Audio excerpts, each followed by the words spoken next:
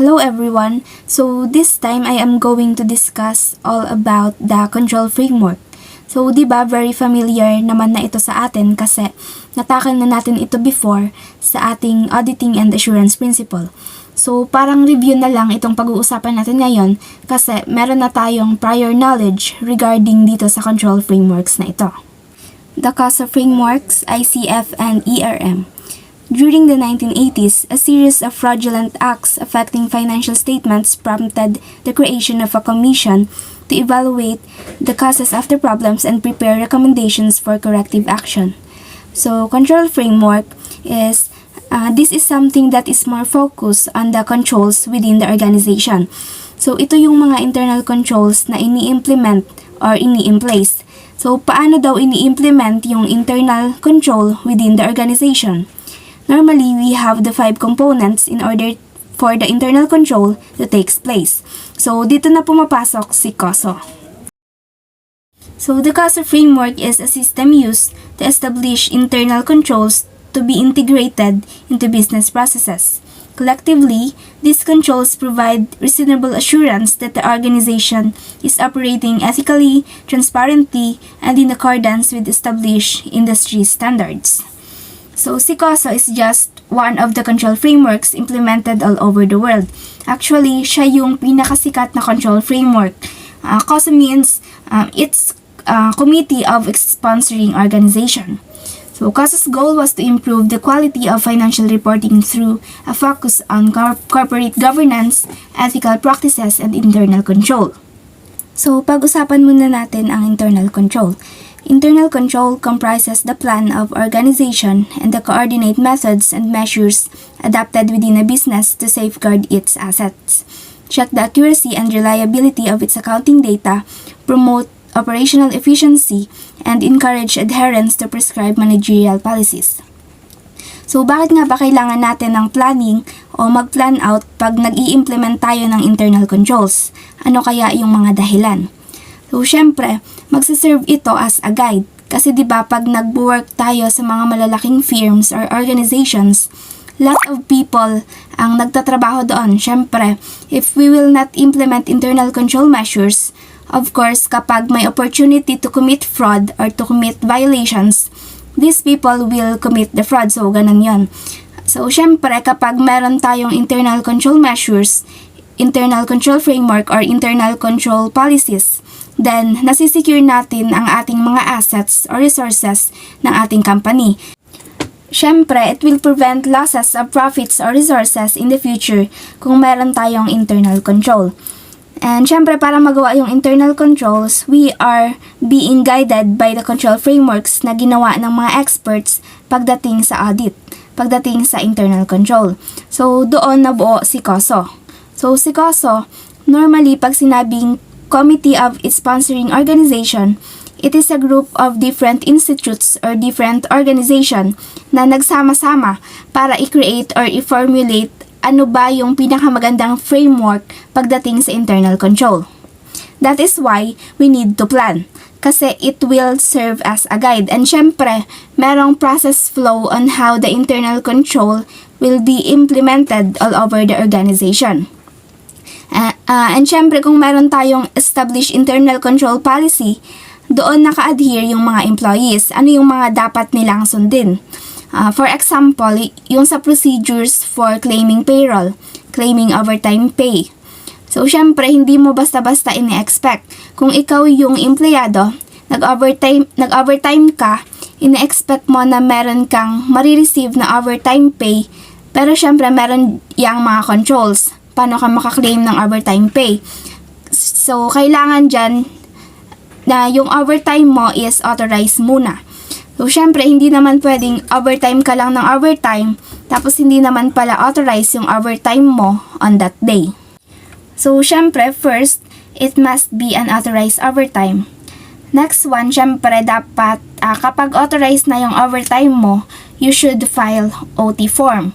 So, syempre, isasend mo yon sa HR o kaya sa payroll team para makompute na nila kung magkano yung overtime pay mo.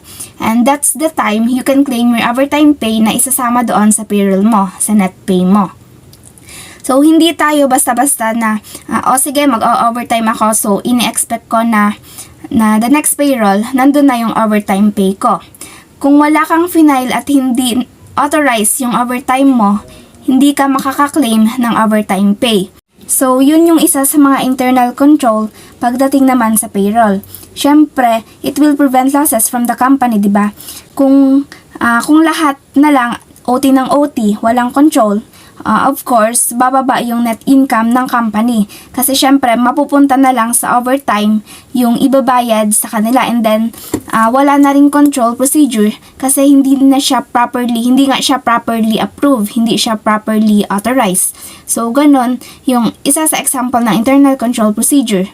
Pero particularly lang doon sa payroll. Pero let's talk about internal control in an overall or overview perspective. So, internal control is being adapted within its business to safeguard its assets. So, just like what I've said, syempre, kung OT ng OT, walang proper authorization, walang proper approval, edi yung cash ng company labas lang ng labas. Mapupunta lang sa empleyado. Kahit OT sila ng OT, malay ba natin kung merong ginawa o wala naman palang ginawa, di ba? Baka nag-extend lang ng time sa opisina kasi umuulan, o kaya nag-extend lang ng time sa opisina kasi ma-traffic sa labas. Gusto nila umuwi na ng gabi, so may ibang ganun na employees. Sasabihin nila, ay extend muna ako, mag-OT ako kasi ma-traffic pa.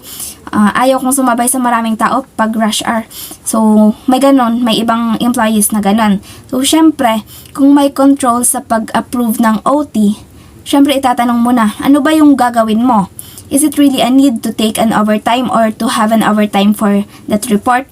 So, kailangan mo na ba yun ngayon? So, syempre, matatanong ka nung immediate supervisor kung kailangan ba talagang mag-overtime. So, syempre, i-justify niya kung kailangan talaga. If not naman, syempre na-prevent yung further outflow ng resources, which is the cash sa company, kasi hindi siya mababayaran ng overtime pay. Okay, so let's proceed na sa control frameworks. So, here is the overview of the internal control framework. So, ito yung itsura ng cube. Dito natin papaikutin yung discussion natin ngayon. Dito tayo mag-focus. Ano ba ang ibig sabihin ng mga naka-include sa cube na yan? So, yung cube is being represented by 3 sides. We have the objective side, level side, and the component side.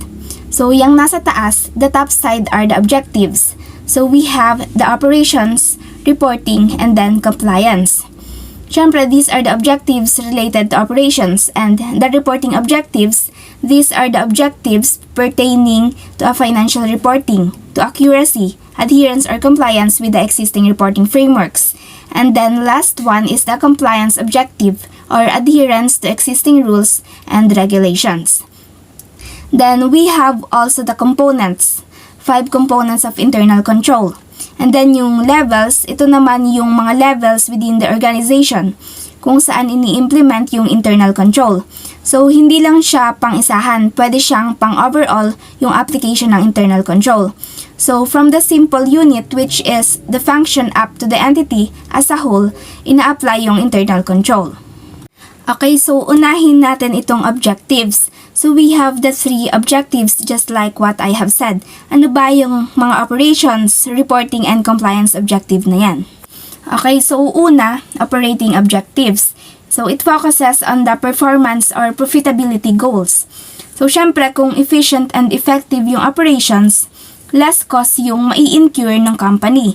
And then, higher revenue kasi mas productive yung operation, mas maraming maibebenta, mas maraming service na magagawa. So, mas mataas yung profitability rate ng company. So, dun nakafocus yung first objective ng internal control framework. The second objective naman, which is the financial reporting objective, which is focus siya on the accuracy of the financial statements. So, syempre, yung financial statements, it reflects the performance and the position of the company. So, performance is more on profit, diba? So, may income ba si company or wala? So, syempre, kung accurate yung financial statements, lalabas yung totoong performance ng company. Syempre, yung iba, hindi naman. Yung iba is like, yung ibang company, hindi sila properly nagre-report ng totoong financial statement nila. Why? So, bakit kaya? Bakit hindi nila nire-report ng tama yung ibang management ng financial statements? So, isang example nito is for tax evasion purposes. Ayan, so yung tax evasion na yan, ginagawa din yan ng ibang companies. So, ano ba yung tax evasion na yan? Bakit kaya yan ginagawa ng ibang companies? So, yung tax evasion na yan is we can consider that as a management fraud. So, bakit siya management fraud? So, yung particular na nagko-commit dito is yung management. Kasi gusto nila mapababa yung tax na binabayaran nila. So, ganun yung tax evasion. That's why they alter the financial statements. Bababaan nila yung revenue, tataasan nila yung expenses para mas maliit yung tax na babayaran nila. So last is we have the compliance objectives. So bakit meron tayong compliance objective? Ayan, sabi dyan. So relevant regulations, syempre what are the existing rules and regulations ng mga government authorities? Let's say for example, balik tayo sa accounting. Ano-ano yung mga government authorities na normally alam natin na kailangan compliant tayo? Example niyan, yung mga BIR, yung CEC, yung SEC. So, sa BIR, kailangan compliant tayo in terms of tax. Kailangan tama yung computation ng tax. So, kapag mali yung computation ng tax, magkakaroon ng tax deficiency. So, hindi mo lang mababayaran yung tax deficiency. Magbabayad ka rin ng ng penalty, ng interest. So, magbabayad ka rin ng charges. So, kay SEC naman o SEC, kailangan mag-submit tayo ng mga reportorial requirements. Yung mga annual audited FS, general form of FS, and special form of FS. So, yan yung mga examples ng reports na sinasubmit kay SEC. And then, meron din na sinasubmit for every year yung general information sheet. Nakalagay dito yung mga details ng corporation, sino-sino yung mga current officers, yung BOD, magkano yung existing capital, magkano yung paid up, magkano yung subscribe. So, mga ganan, nandoon yon sa GIS. So, kapag hindi mo naibigay yung mga yan kay SEC, pati yung annual audited FS, may penalty ka in the future. So, pinakamababa daw ay mga 10,000. So, go with the next slide. Let's proceed naman sa components of internal control framework. So, ayan yung mga components ng internal control framework, sabi ni Koso. So, ito na yung pinaka-front side ng cube. So, we have the 5 components of the control frameworks. Yung palatandaan natin dito is yung word na crime, diba? So, first one is the control environment. The second one is the risk assessment. Third is the control activities. Fourth, information and communication. And lastly is the monitoring activities. So, ayan, andyan yung mga policies ng bawat control framework. 17 yan lahat. 5 sa control environment, 4 sa risk assessment, 3 sa control activities at sa information and communication, at 2 naman sa monitoring activities. So, isa-isahin natin yan mamaya. So, let's discuss first the control environment. So, ano ba yung meron dyan sa control environment na yan? So, pag sinabing control environment, this refers to the workplace environment characterized by the way the organization is structured, the manner of leadership, the degree of openness, management's operating style, having and practicing the tenets of its code of ethics and statement of values. So, dito, itong control environment, ito yung setup ng organization. So, dito nag-ooperate lahat ng departments.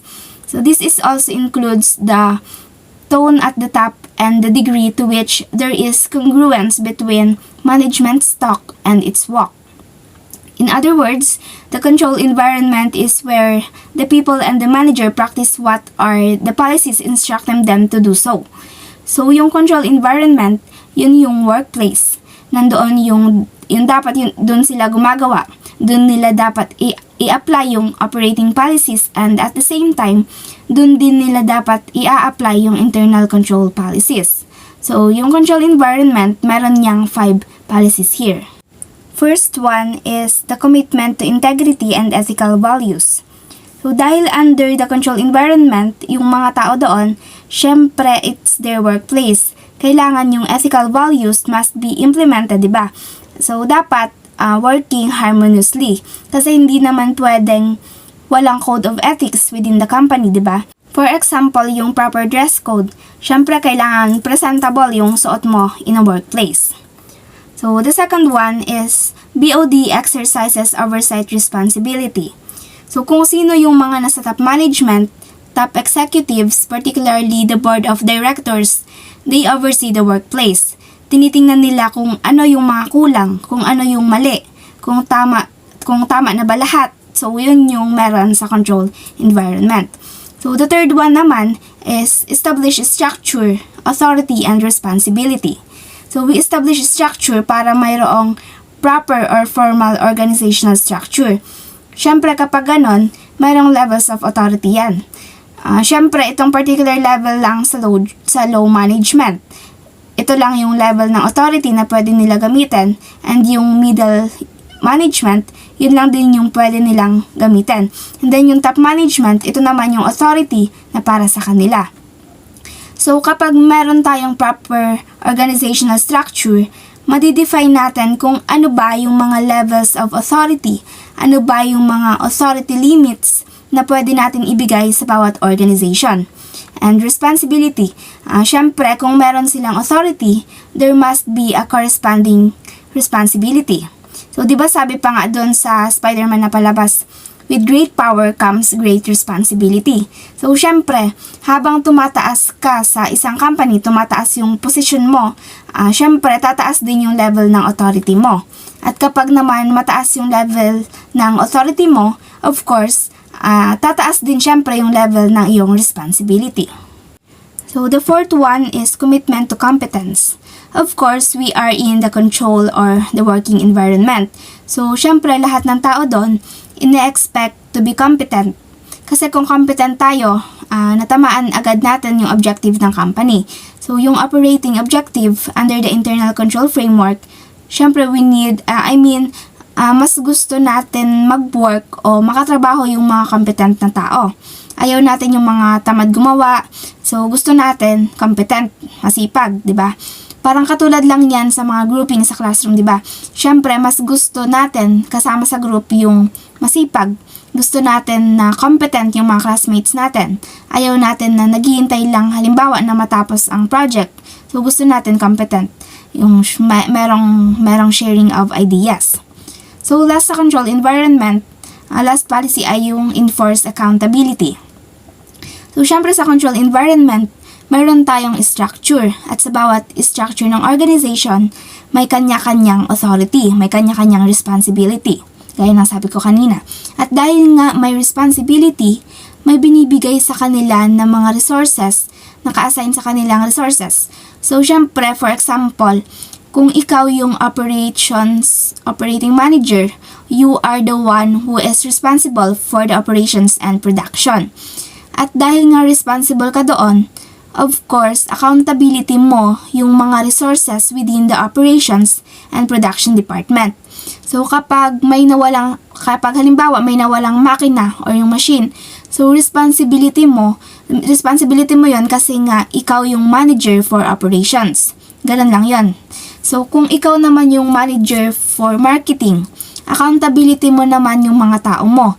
Lahat ng laptops na gamit nila, lahat ng mga cash advances nila or expenditures nila, kapag lumalabas sila at naghahanap ng mga potential customers, accountability mo pa rin yun kasi ikaw yung merong greater responsibility and greater authority. So, that's for the control environment. So, the next control framework is yung risk assessment. The second component of the CASA framework relates to the identification, quantification, analysis, and management of organizational risk. Risk are those events that can jeopardize the organization's ability to achieve its objectives. In other words, they represent what can go wrong while engaged in business activities in the pursuit of organizational goals. So, these are the policy that we need to consider pagdating sa risk assessment. Una, we need to set suitable objectives. Ano ba yung mga suitable objectives na kailangan natin i-implement para ma-check yung risk within the company? Kasi they need to specify those objectives. Bakit kaya kailangan natin mag-implement ng internal control procedures? Bakit kaya? Kasi nga, nakikita natin yung ibang risk. For example, ano yung mga example na maganda? Let's say sa petty cash. Paano ba nagdi-disburse sa petty cash? May isang petty cash custodian. Siya yung may hawak ng petty cash. And yung petty cash na yon, paano ba nagdi-disburse? Siyempre, kailangan muna natin alamin ano ba yung purpose ng petty cash. From the word petty, ibig sabihin, small. So, ginagamit lang ang petty cash for relatively small items. Like, bayad sa jeep, bayad sa tricycle, papupuntahin nyo yung messenger nyo, mga lekta, syempre, magbabayad yun ng pamasahin niya. At kung wala tayong petty cash, alam nga naman na yung ibayad ng messenger sa jeep ay cheque, di ba?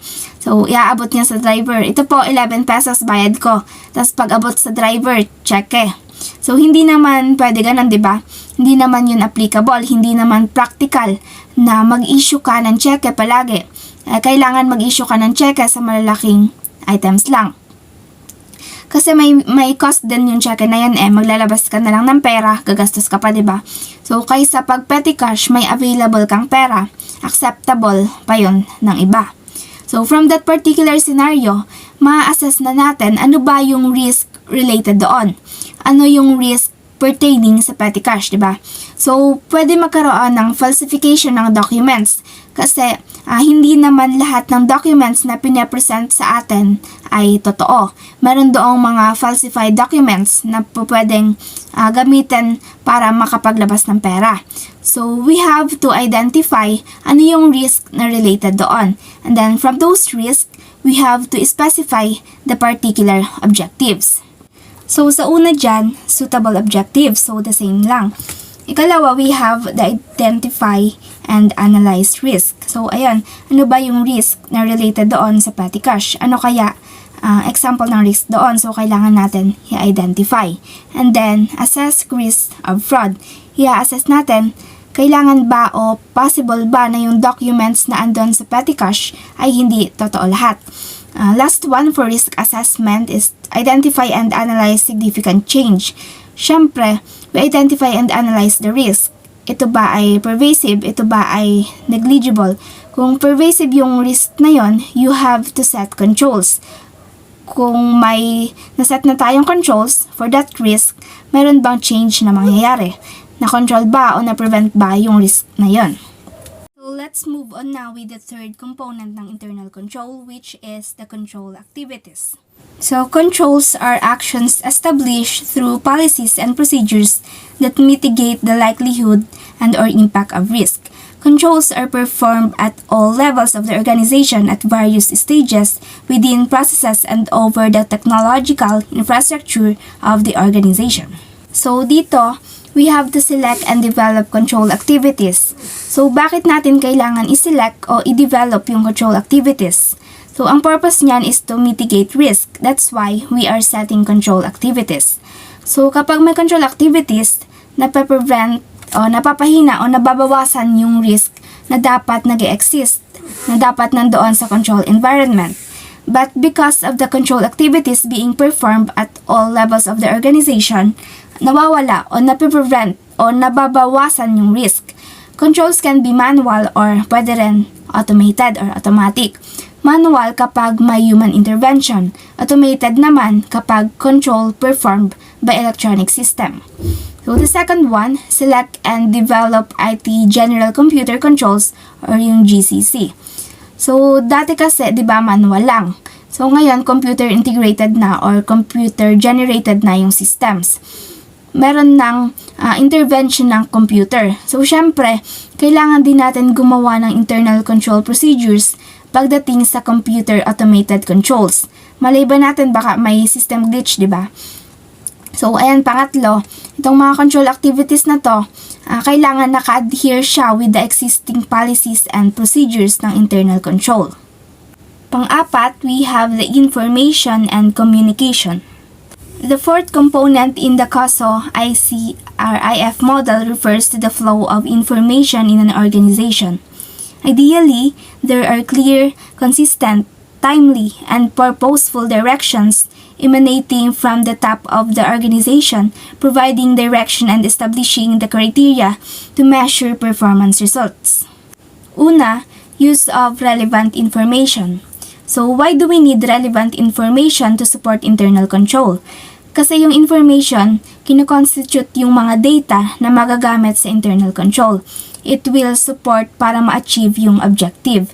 Sa communication naman, syempre meron na tayong mga information na kailangan. So syempre dapat alam natin kung paano i-communicate yung information na yon. So we need to consider yung dalawa na yan as one of the components ng internal control kasi kailangan nating i-provide yung relevant information. Then we have to communicate internally. So syempre, communicating internally within the organization and then communicating externally for third parties. So, iba yung communication na ibinibigay natin kapag internal communication lang. So, iba din naman yung communication kapag external communication or communicating with third parties. Then, last one is we have the monitoring activities. Monitoring activities consist of ongoing, separate, or a combination of evaluations used to determine whether each of the 5 components of internal control is present or functioning. Ongoing evaluations are built into business processes at different levels of the organization and provide timely information on how well or poorly these activities are performing. So, sa monitoring activities, after considering the first 4 components of the internal control, yung monitoring activities naman, ito na yung end phase ng internal control procedure. Syempre, we have to conduct ongoing or separate evaluations. Tama ba yung internal control procedures na nilagay natin doon sa particular unit, sa particular process? And then kapag we have to evaluate and communicate deficiencies. Kapag may nakita tayong deficiencies, inaccuracies, or for further improvement, kailangan i-monitor natin yon. So, may monitoring tayo. So, first monitoring, nakita natin yung deficiency. Second monitoring, may improvement ba doon sa deficiency na yon? Or lumala pa ba yung deficiency? Third, okay na ba? And fourth monitoring, consistent ba yung application? Kung perfect na ba or okay na ba yung internal controls? So, ito yung 5 components that we have to consider under internal control in order to achieve the operating objectives, reporting objectives, and compliance objectives of the company. So, last one is we have the levels. So, dyan sa right side ng cube, we have different levels kung saan applicable yung internal control framework. So, meron tayong tinatawag na function-wide control. So, pag function-wide control, ito yung pang-individual function. Ano yung function ng accountant, diba? Or any controls that we can implement kay accountant. So, we are implementing internal controls based on different levels within the entity. So, una, yung function-wide control. Ikalawa, yung operations-wide control. What are those controls applicable within the operation? Syempre, group of persons na working to a particular unit or department. So, yun yung operation-wide. And then, division-wide naman, ito yung group of different department working the same na i-consider as one division. Let's say, for example, balik tayo sa malalaking companies. So, sa Procter & Gamble, for example, meron silang beauty care division. Sa beauty care division, may kanya-kanya silang operations. Halimbawa sa shampoo, head and shoulder operation, factory operation. Tapos, ano pa ba yung example dyan? Yung sa Procter & Gamble products, yung mga safeguard factory operation, mga ganan. Ayan, they have different products pero meron din silang division na mako-consider similar products for particular use. So, what are the controls na applicable para naman sa division-wide control? And then, for the overall entity, these are entity-wide controls. And we are also considering doon sa levels, ano ba yung general relationship ng employees at nung organization. Siyempre, kailangan nating tingnan kung ano ang relationship ng employee tsaka ng overall organization. Baka pangit yung relationship ng management at ng employees, di ba? Kasi pag nalaman natin na hindi maganda yung relationship nila, baka in the future magkaroon ng strike.